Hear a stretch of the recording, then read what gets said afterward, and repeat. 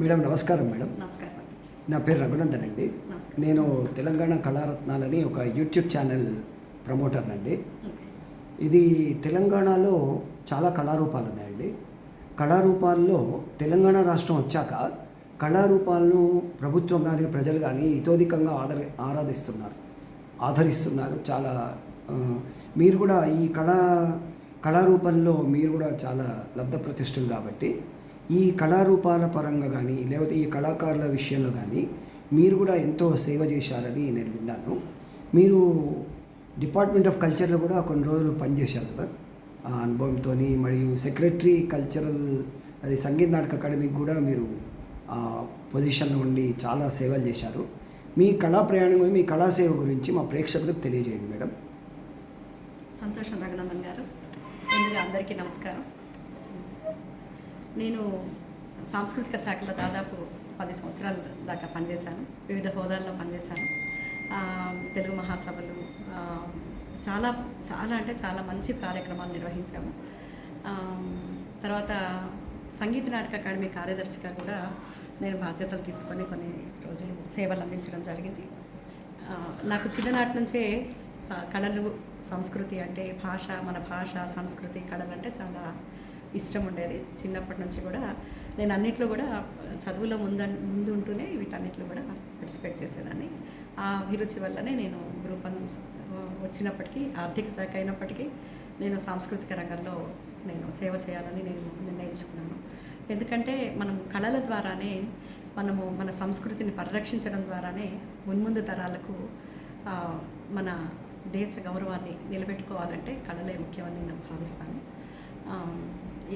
అలాగా ఆ ప్రయత్నంలో భాగంగా ఇప్పటికీ కూడా నేను ఆర్థిక శాఖలకు మళ్ళీ తిరిగి వేరే డిపార్ట్మెంట్కి వచ్చినా కూడా నేను కల్చరల్ యాక్టివిటీస్లో యాక్టివ్గానే పార్టిసిపేట్ చేస్తూ ఉంటున్నాను. అయితే సంగీత నాటక అకాడమీ కార్యదర్శిగా ముందుగా నేను అనుకున్నది ఏంటంటే నారాయణపేటలో ముడిమాల్ అనే ఒక డిస్ట్రిక్ట్ని తీసుకున్నాము. నారాయణపేట జిల్లాలో ముడిమాల్ అనే ఒక చిన్న గ్రామం అది. అందులో మక్తల్ మండలం.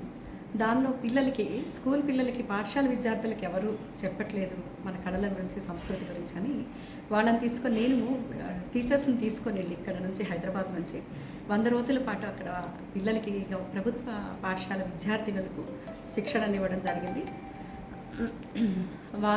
వారు కూడా చాలా చక్కగా నేర్చుకున్నారు. ఆ పిల్లలు పత్తి తోటల్లో ఉంటారు. ఆ పిల్లలు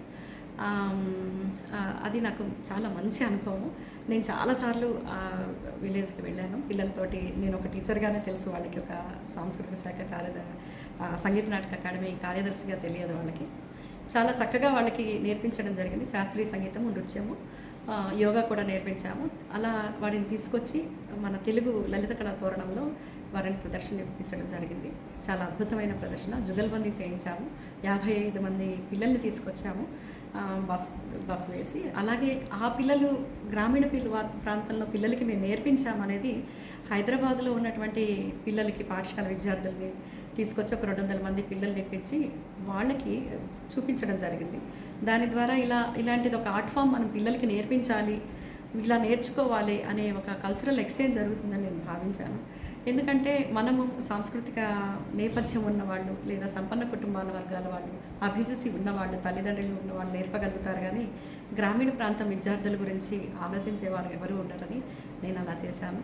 అలాగే ఒక బతుకమ్మ పండుగ చేసినా కూడా ఆ బతుకమ్మ పండుగలో మన హోమ్స్ ఉంటాయి, స్టేట్ హోమ్స్ అలాంటివి.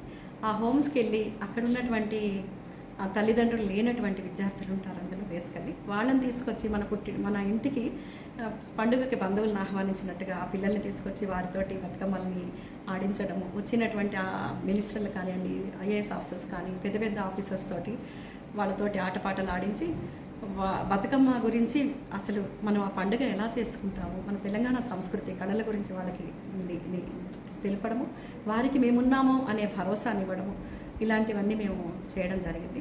చాలా మంచి స్పందన వచ్చింది. తర్వాత వాళ్ళకి కాంపిటీషన్స్ పెట్టాము.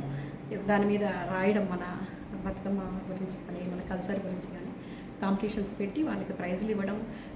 తద్వారా వాళ్ళు ఏమిటంటే ఒక ఉమెన్లో ఎంత పై స్థాయి వరకు ఎదగవచ్చు, ఒక మినిస్టర్గా, ఒక సెక్రటరీగా, ఐఏఎస్ ఆఫీసర్గా ఎంతవరకు ఎదగొచ్చు అనేది వారికి తెలుస్తుంది. సో సో వారు కూడా వారి జీవితంలో ఒక లక్ష్యాన్ని ఏర్పరచుకొని చేయడానికి ఇది సహాయపడుతుందని నేను భావించాను. అందుకని అలా చేయడం జరిగింది. చాలా తృప్తిగా అనిపించిన కార్యక్రమాలు ఇవి రెండు ఎన్నో చేశాము.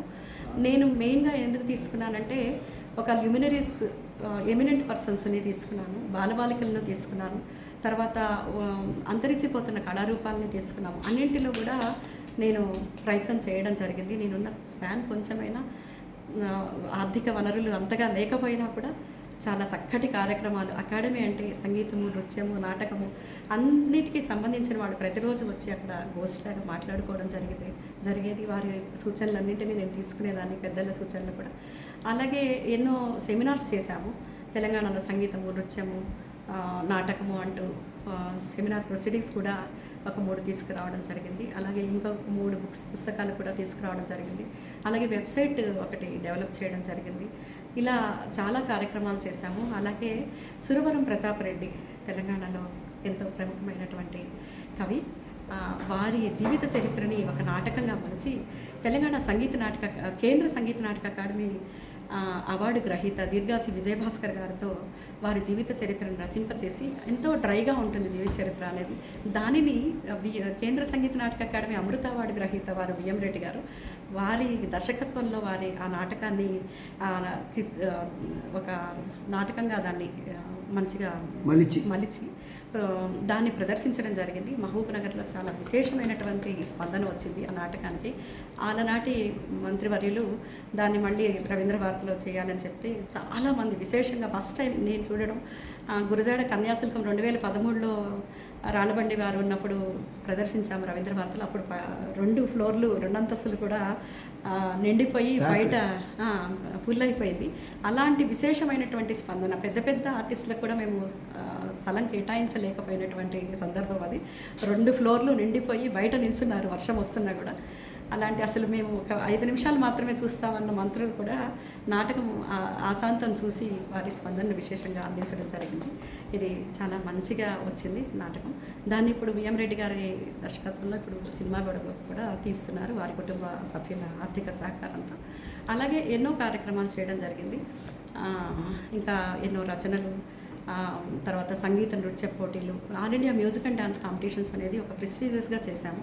అది దాదాపు 10.5 గంటల పాటు 9:30కి మొదలు పెడితే రాత్రి వరకు కూడా చేశాము. అది ఒక 1 మినిట్ కూడా గ్యాప్ లేకుండా బాలభవన్ విద్యార్థులు నారాయణపేట మహబూబ్ నగర్ మండలం జిల్లా నుంచి తీసుకున్నాము. వనపర్తిలో అక్కడ నుంచి వచ్చిన పిల్లలతో ప్రదర్శనతో మొదలుపెట్టి పెద్దవాళ్ళు పద్మశ్రీ అవార్డు, తర్వాత సంగీత నాటక అకాడమీ అవార్డు గ్రహీతలు వారందరూ కూడా ప్రదర్శించేలాగా అది చేశాము. అందులో మేము పెట్టుకున్న అకాడమీ నుంచి మేము పెట్టుకున్న ప్రతి కార్యక్రమంలో కూడా అంతకుముందు ఆ భాషా రంగంలో, మన సాంస్కృతిక రంగంలో విశేషమైనటువంటి సర్వీస్ ఇచ్చినటువంటి వారిని తీసుకొచ్చి సత్కరించడం జరిగింది. అది కూడా దానివల్ల ఆ రంగంలో ఉన్న వారిని గౌరవించడము, వారి దీవెనలు మన అందరికీ అందించడము, వారి కల్చరల్ ఎక్స్చేంజ్ లాగా వారు సాధించినటువంటి విజయాలను అందరికీ కూడా వారి సక్సెస్ స్టోరీస్ని అందరినీ కూడా అందరూ తెలుసుకునేటట్టుగా చేయడం జరిగింది. అలాగే SZCC వాళ్ళతోటి ప్రోగ్రామ్ చేసింది, సౌత్ జోన్ కల్చరల్ సెంటర్ వాళ్ళతోటి కానీ, తర్వాత సంగీత నాటక అకాడమీ వాళ్ళతో చేసిన కార్యక్రమం కూడా చాలా అద్భుతమైనటువంటి కార్యక్రమం. ఇది ఓల్డ్ పపెట్రీ డేకి చేయడం జరిగింది 2022 మార్చి 21 నాడు. 21, 22, 23 CCRTలో చేశాము. అది కేంద్ర సంగీత నాటక అకాడమీ వాళ్ళు వారి ఇచ్చినటువంటి ఆర్థిక సహకారంతో దాదాపు 7 రాష్ట్రాల పపెటీర్స్ని తీసుకొని, అంటే తోలుబొమ్మలాట చేసేటటువంటి, ఇది ఒక అంతరించిపోతున్నటువంటి కళ. ఈ కళ గురించి ఒకప్పుడు దేవాలయాల్లో, గుళ్ళల్లో, బళ్ళల్లో జరిగేది. ఇది గుడిలల్లో చేసేవాళ్ళు ఎక్కువగా. అలాంటి కళను తీసుకొచ్చి ఇప్పుడు వారిని ఆదరించే వాళ్ళు ఎవరూ లేరు. ఒక కార్యక్రమం తర్వాత మరొక కార్యక్రమం వారికి అందాలంటే ఎన్నో సంవత్సరాలు పడుతుంది. వారిలో కూడా ఎంతోమంది సంగీత నాటక అకాడమీ అవార్డు గ్రహీతలు, ఎంతో విశేషమైన పద్మశ్రీ అవార్డు ఉన్న వాళ్ళు ఎంతోమంది ఉన్నారు. కానీ వారిని కూడా ఆదరించాల్సిన అవసరం మున్ముందు తరాల వారికి, ప్రభుత్వానికి తప్పకుండా ఉంది. అలాగే ఎన్నో ఉన్నాయి మన అంతరించిపోతున్న కళారూపాలు. వాటన్నిటి గురించి కూడా మనం ఆలోచించాల్సిన అవసరం ఉంది. ప్రభుత్వమే కాదు, ఒకప్పుడు కళలని జమీందారులు లేకపోతే ఆ గ్రామంలో ఉన్నటువంటి పెద్దలు వీరు ఆదరించేవారు. అలాగే కళలు అనేవి ప్రభుత్వానికి బడికి గుడికి అనుసంధానం చేయాలనేది నా అభిలాష. అలా చేసిన నాడే కళలు నిరంతరం ఉంటాయి, పరిరక్షించబడతాయి అనేది ప్రతి ఒక్కరికి కూడా సామాజిక బాధ్యతగా ఈ కళలను పరిరక్షించుకోవాల్సిన అవసరం ఉంది. కుటుంబానికి వారసత్వంగా పిల్లల్ని చదివించుకోవడము ఏదో కాదు, వారికి వారసత్వంగా మన కళలను సంస్కృతికి అందివ్వాలనేది నా కోరిక. అలాగే ఆ కార్యక్రమంలో సంగీత నాటక అకాడమీ ద్వారా నిర్వహించినటువంటి ఆ తోలుబొమ్మలాటలో 7 రాష్ట్రాల్లో జరిగిందట. 7 రాష్ట్రాలు మన తెలంగాణ రాష్ట్రంలో మనం చేశాము. మన తెలంగాణ ప్రభుత్వం తరపున పార్టిసిపేట్ అయితే మనకి నెంబర్ 1గా మనం విజేతగా నిలవడం జరిగింది. ఆ కార్యక్రమంలో కూడా ఎలా చేశామంటే కొన్ని వందల మంది పిల్లల్ని మళ్ళీ పాఠశాల విద్యార్థులను తీసుకొచ్చి వీరు చేస్తున్నప్పుడు డెమాన్స్ట్రేషను వాళ్ళు ఎలా నేర్చుకోవాలి అనేది కూడా చూపించడం జరిగింది. పిల్లలు పొద్దున 7 గంటలకు మొదలైతే రాత్రి 12:30 వరకు జరిగేది. 3 భాగాలుగా చేశాము. ఆ పిల్లలు వారి అంతటా వారు ఎలా చేయాలి అనేది చెప్పడము, థియరీ చెప్పడము, వారు నేర్చుకోవడము, తర్వాత డెమాన్స్ట్రేషను. ప్రతిరోజు కూడా పిల్లలు ఒక్కొక్క రాష్ట్రంకి సంబంధించినటువంటి పపెట్స్ని తయారు చేసి ఇంటికి తీసుకెళ్ళడం జరిగింది. వాళ్ళు ఎంతో సంతోషంగా, ఈవెన్ తల్లిదండ్రులు కూడా వచ్చేసి అసలు విశేషంగా పాల్గొన్నారు. ఆ 3 రోజుల పాటు గచ్చిబౌలిలో చాలా మంచిగా అనిపించింది. సో ఇలాంటి కార్యక్రమాలని పిల్లలకి ఎన్నో అందించాలి. ఇలా ఎన్నో కార్యక్రమాలు సంగీతం కానీ, నృత్యం కానీ, అలాగే త్యాగరాయ ఆరాధన కూడా చేయాలని భావించాను. అప్పుడు కరోనా రావడం వల్ల 108 మంది కళాకారులతో హైదరాబాద్ బ్రదర్స్తో చేయాలనుకున్నాను. అది ఆగింది. కొంచెం కరోనా వల్ల అంతరాయం కలిగింది. అలా ఎన్నో కార్యక్రమాలు, మ్యూజిక్, డ్యాన్స్ రెండుని తీసుకొని సౌత్ జోన్ కల్చరల్ సెంటర్ వారి ద్వారా కూడా మనం శిల్పారామంలో ఎన్నో కార్యక్రమాలు చేయడం జరిగింది. అలాగే జిల్లాల్లో కూడా పిల్లలకి పద్యాల పోటీలు పెట్టడము, అలాగే సంగీత నాటక అకాడమీ నుంచి నాటక పోటీలు కూడా పెట్టడం జరిగింది. పిల్లలకి నాటకాలు నేర్పించి ఆ నాటకాలను వేయించి దాన్ని షార్ట్ లిస్ట్ చేసి ప్రదర్శించడం కూడా జరిగింది. అలా ఎన్నో కార్యక్రమాలు చేయడం జరిగింది. ఇంకా ముందు కూడా నటరాజ్ సేవలో జీవితం ఉన్నంత వరకు ఆ నటరాజ్ సేవలో ఉండాలని మనసారా కోరుకుంటున్నాను. ముఖ్యంగా రఘునందన్ గారు, వారి అసిస్టెంట్ డైరెక్టర్, సాంస్కృతిక శాఖలో మేము కలిసి కూడా పనిచేయడం జరిగింది. వీరు ఈ కళలు ఇది ఒక వినూత్న ప్రయోగం చేస్తున్నారు. ఇది మున్ముందు ఇంకా మంచిగా చేయాలని, ఒక్కొక్క కేటగిరీ వైజ్గా అంతరించిపోతున్న కళారూపాల గురించి ఎక్కువగా చేయాలని మనసారా కోరుకుంటూ, ఇది భావితరాల వారికి ఉపయోగపడాలని కోరుకుంటున్నాను. ఇప్పుడు ఉండే యూత్కి మీ అనుభవం ఏమని చెప్తారు? ఈ కళారూపాల గురించి యూత్కి ఏమని చెప్తారు? ముందుగా నేను అసలు తల్లిదండ్రులకు చెప్పాలనుకుంటున్నాను. తల్లిదండ్రులు భాష, సంస్కృతి ఇవి మాట్లాడడము అనేది ఒక తక్కువతనంగా భావిస్తున్నారు. మన భాషని, మన సంస్కృతిని గౌరవించడం అంటే మన తల్లిని గౌరవించడమే. ఇది వారు పిల్లలకి ముందు వారు నేర్చుకొని వారి పిల్లలకి చెప్పినప్పుడు, అసలు ఒక మాల్కి తీసుకెళ్తున్నారు, ఇంకొక దేనికైనా తీసుకెళ్తున్నారు, అంతేకాని పిల్లల్ని ఒక రవీంద్ర భారతిలో ఒక ప్రోగ్రామ్కో, ఒక శిల్పారంలో ఒక ప్రోగ్రామ్కో తీసుకెళ్ళడానికి పిల్లలు ఇష్టపడలేదు, తల్లిదండ్రులు ఇష్టపడలేదు. ఒక పిల్లల్ని ఒక సెల్లో బందీగా చేస్తున్నారే కానీ వారికి సంస్కృతి పట్ల అభిలాష, అభిరుచి, మన మట్టి వాసన, పల్లెటూర్లు ఇవి తెలిసే విధానమే లేకుండా పోయిన దౌర్భాగ్యం నేటి తరంలో. సో ముందు తల్లిదండ్రులు పేరెంటింగ్కి ఒక శిక్షణ ఉండాలేమో అని నేను ఎప్పుడూ అనుకుంటూ ఉంటాను. సో వారు నేర్చుకొని మున్ముందు తరాలు కూడా, ప్రతి ఒక్కళ్ళు కూడా, తోలుబొమ్మలాట ఎంతో అద్భుతమైనటువంటి ప్రక్రియ. అలాగే మన ఈనాడు చూస్తున్నాం వివాహాది కార్యక్రమాల్లో ఉన్నటువంటి వినూత్నమైనటువంటి పోకడలు, అది తప్పుగా నేను అనను. కానీ మన సంస్కృతికి సంబంధించిన ప్రతిరూపాలైనటువంటి హరికథ, బుర్రకథ, లేదు తోలుబొమ్మలాట, ఇలాంటివి కూడా అలాగా చేయొచ్చు. లేదా మన శాస్త్రీయ సంగీతాన్ని కూడా అలాంటి వివాహ కార్యక్రమాల్లో చేయవచ్చు. ఇలా యూత్ మనది ఒక డైవర్షన్ తీసుకుంటుందేమో అని నేను అనుకుంటున్నాను. సో చిన్నప్పటి నుంచే, పాఠశాల స్థాయి నుంచే మన రోల్ ఎక్కువగా ఉంది. ఒక సమాజం రోల్ కానీ, ఉపాధ్యాయుల రోల్ కానీ, తల్లిదండ్రుల రోల్ కానీ, మనము చిన్ననాటి నుంచే పిల్లలకి మనం అలవర్చినట్లయితే ఒక సంగీతం కానీ, నృత్యం కానీ, శాస్త్రీయ సంగీతం, నృత్యం, వీటన్నిటిని కూడా వారు రాబోయే సాంస్కృతిక సారథులు, వారధులు వారు. మనం వారికి వారధిగా మనం నిలవాలి. వారు రాబోయే తరానికి వారే దిక్సూచి. ముందు వారు నేర్చుకొని ఆ కళలను పరిరక్షించాల్సిన అవసరం కూడా వారి చేతిలో ఉంది. ప్రతి ఒక్కళ్ళు కూడా వారికి ఇష్టమైనటువంటి తల్లిదండ్రులు కూడా ప్రోత్సహించాలి. చదువుకోవడము, ఏదో ఉద్యోగం చేయడము ఇదొక్కటే కాదు. ఒక మంచి సాఫ్ట్వేర్ ఇంజనీరో లేకపోతే అమెరికాలోనో ఉండడము ఇలా కాదు. ప్రతి ఒక్కరు కూడా ఒక కళ నేర్చుకోవాలి ఏదో ఒకటి. సో కళలలో కూడా ఎంకరేజ్ చేస్తే బాగుంటుంది. దానికి కొంచెం మార్క్స్ వేయడం, ఆర్ట్స్ స్పోర్ట్స్ కోటా లాగా ఆర్ట్స్ కోటా అని చెప్పేసి దానికి ఒక 5 మార్క్స్ కలిపి, లేదా జాబ్స్లో కూడా పెట్టినప్పుడు తల్లిదండ్రులు కూడా కొంచెం ఇంట్రెస్ట్ తోటి ఇది చేస్తారని నేను దాని గురించి కూడా చాలా వర్కౌట్ చేశాను అకాడమీలో కార్యదర్శిగా ఉన్నప్పుడు.